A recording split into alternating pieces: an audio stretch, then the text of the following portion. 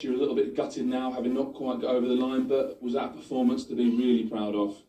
Yeah, I think so. I think on the overall sort of balance of the game, I feel we deserve 3 points, to be honest. I think we've created a lot of good chances, probably the most we've created in a game in a very long time, to be honest. And yeah, like I said, it was probably a little bit of a disappointed dressing room, but also one that knows that we're capable of putting in performances like that. So it's a very sort of positive start, and you can see obviously with the new manager coming in, giving them a little boost, and I think you can see with performances and with the crowd behind it, it's obviously a sort of a massive boost as well. And I thought tonight was what St James's Park's all about, an unbelievable atmosphere and us giving them something to cheer for. So you've just been in with the manager for a couple of minutes. What did he say?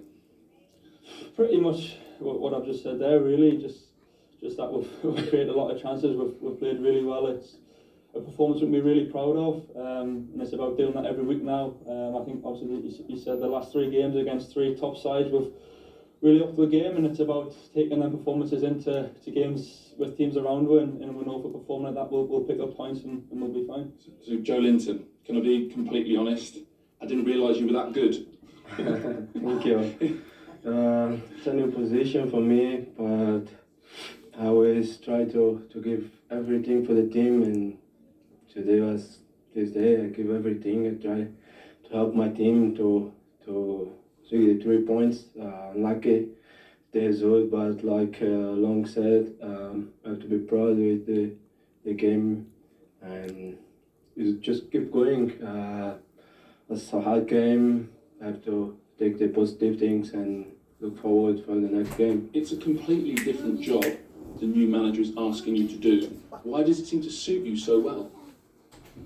Like I said, I always try to give everything for the team. I play for not this position, never set the half and high, but I understand what he asked for me to do on the pitch, and just try to give everything for the team.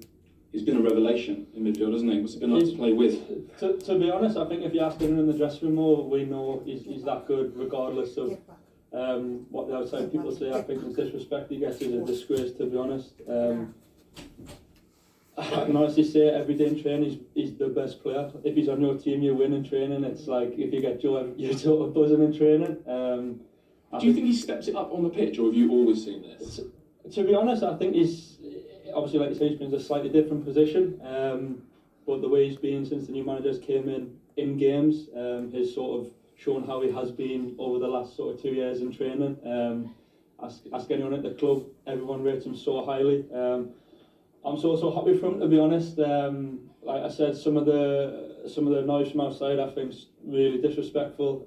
If you actually watch us enough and sort of know what you're watching, you realise how good he is, to be honest. Like I said, I'm just so happy for him, and like I said, when I'm playing next to him, it makes it so much easier. So it's now I'm so happy for him. I'm so happy. And you Longstaff boys, yeah. Well, go on, respond then. Nice words, isn't it? No, it's true. It's true. Was that your best game in a Newcastle shirt? Would you say? I don't know. What you can say. So like I said, I now try to give everything. Some days things don't happen. You try, but don't happen today. But I tried to work and hope to continue. Do good work and work hard for the team, and hope we can win the next game and go from this situation. Well said. And lastly, you Longstaff boys like playing against Man United as well, don't you? A couple of years ago, your brother, you making the goal tonight? Not quite. He still says I haven't scored against him, so he's still gonna hammer us. I quickly checked my phone. He still said he scored 2 and now scored none. So he's still giving us a bit of stick. But like I said, to be honest, for me, selfishly, I just wanted to try and get back in the team. Obviously, like I said, sort of haven't really played since new managers came in, which was slightly disappointing, but sort of waiting in the background for an opportunity, and was chomping at the bit, to be honest. I think nighttime games in James's Park against Man United, it's a massive game, and if you can't get yourself up for those, then you're in the wrong job, really. So it's like I said, I'm just really happy to be back on the pitch, and hopefully I can sort of stay in. Well, look, both of you brilliant. Joelington. Well, they are smiling, and they haven't had too much to smile about this season. I know it's only a point and not 3, but within that dressing room, within the group, what could it do? I think it'll give him with January belief. coming Yeah, up? it'll give him belief, Steve. Obviously, the concern is Saint-maximin and Wilson, two of their most attacking players, gone off injured. But Longstaff there spoke well, obviously, and I'm happy for him because he's not played much football this season. First game under Eddie Howe, as he says, and I thought he fitted in really well. In previous games, I've seen Joelington play midfield, and I look at the bench, and Longstaff's on the bench.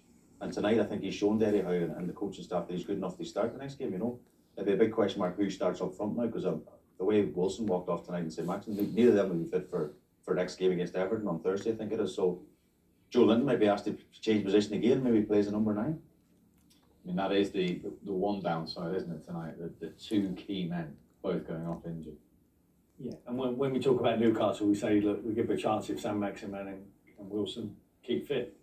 And they add to the defensive players in January. You know, that's where we think they needed to spend the money, but that's a huge blow. You know, it looked like 2 calf injuries. Wilson's looked a little bit worse than Saint-maximin, but it's up to the physios to go to work now, and hopefully they can heal and get back very quickly, because they're going to need them 2 players if there's any chance of survival. I give them no chance. No chance whatsoever. No, I don't. I just think they're not good enough defensively. You know, I just don't. The manager hasn't got a magic wand.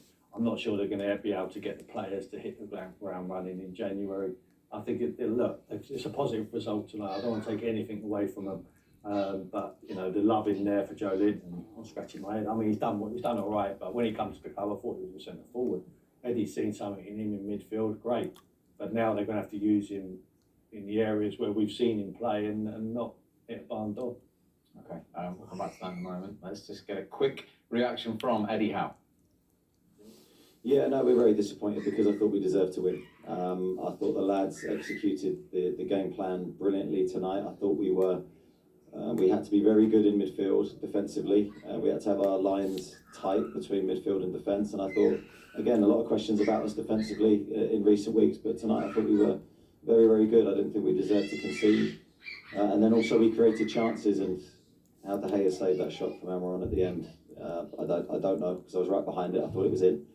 We've also hit the post, but we've had great chances. But hopefully we've seen the beginning of a new team and how we want to play, and I'm really pleased with the players today. There you go, Shay.